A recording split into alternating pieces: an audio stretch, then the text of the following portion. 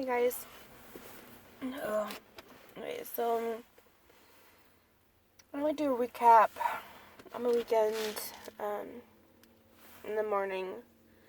But as you know, if you watched my last video, I kind of did a Sunday recap as to what was going on with me. Because it is pretty scary to see what happened with this stroke, seizure, spasm thing. Doctors still don't know what happened. I see my primary doctor tomorrow morning, which I'm excited about. And then next week I see my neurologist. So we'll see what they have to say. I am still really scared. Obviously I reached out to my friends and group mates on the seeded tumor cerebri support group page, and reach out to them and ask if any of them have had this happen to them. And one of them came out and said, look at this, because this is what you might have, and it's metabolical migraine. And what's scary about this, and I'll have it linked below. I'll have the name and the link of it below to read, so you guys can read the article too. But the gist of it is that when this happens, there's two different forms. There's familiar, and then there's a rare form of it. Familiar is when it's their family members that also have it too, and it's passed down. The other kind, I'm blanking on the name of it, but it has a different name than just metabolical. I could be saying the totally wrong name to it too, but it's a really weird name. Metabolical, whatever. I'll have a link below. You guys get to be the guessers, so how to pronounce it. And so, in any case, that one, the second form is a really rare form where it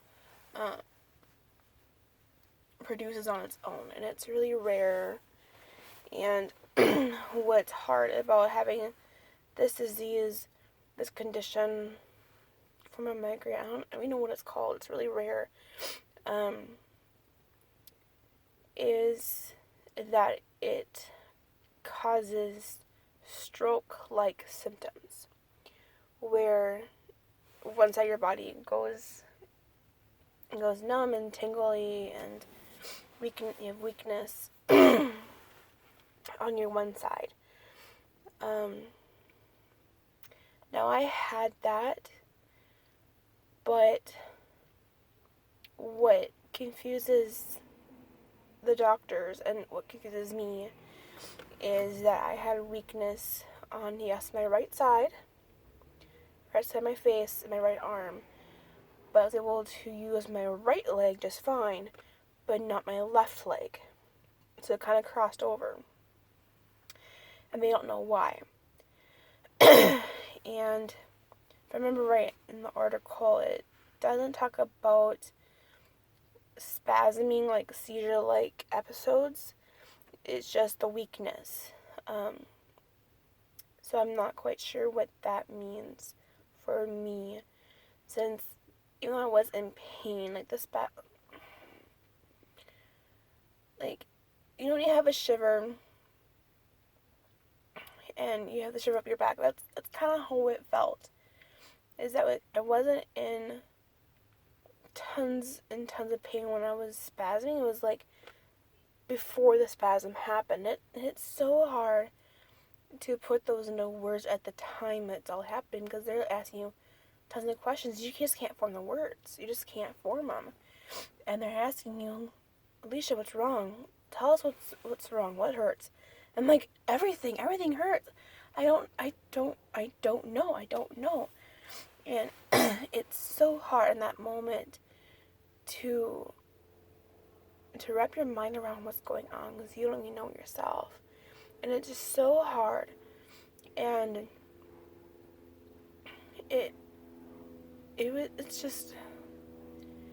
was just frustrating to have to go through that moment and know every 10 to 20 minutes you're going to spasm for no reason.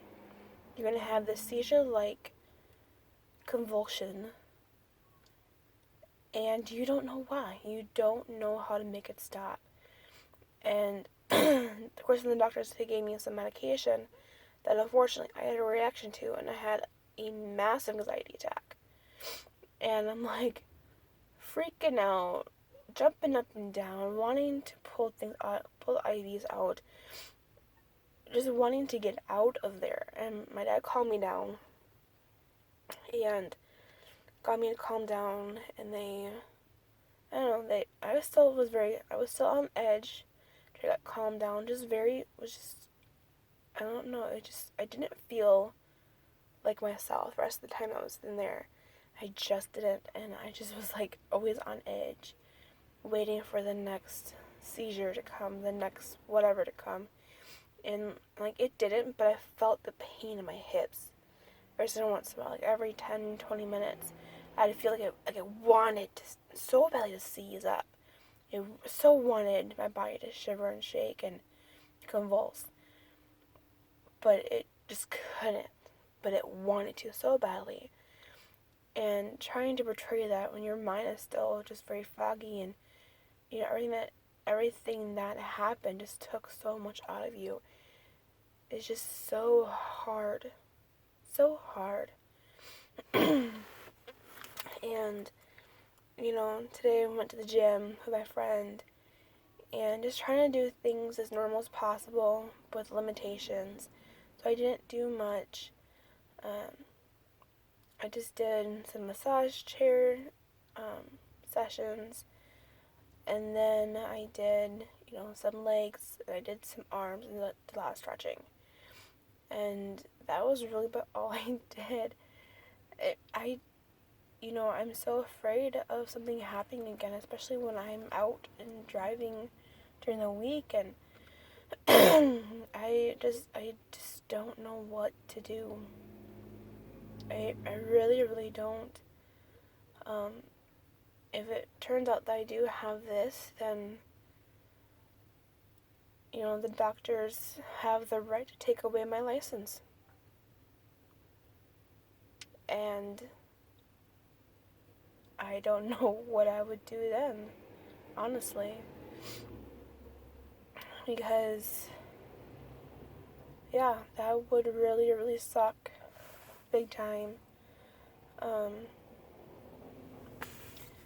Big time, but, that also would mean that they could push my disability through faster, because I am disabled then with this issue. And I don't know.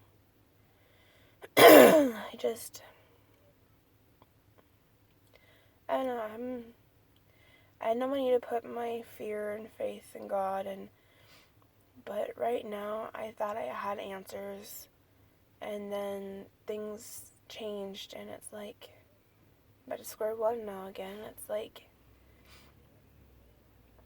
I do worry. I'm taking my meds. I hadn't for a while, but I started taking them again. I started feeling a lot more easy, not so jittery or any of that kind of stuff, which is good. Stupid me not taking my meds. But at the same time, I think this would have happened. I started taking my meds a while ago. So it was before. before all this happened. I just wasn't consistent, and now I'm consistent with them. So, and I've been inconsistent before with my meds, and haven't had anything bad happen to me, but I don't know, this time around something happened, and I don't know if it's because of the meds or what, but I need to figure it out. I need to figure this out, because I'm afraid. I am. So, I am afraid of what life brings me in my child.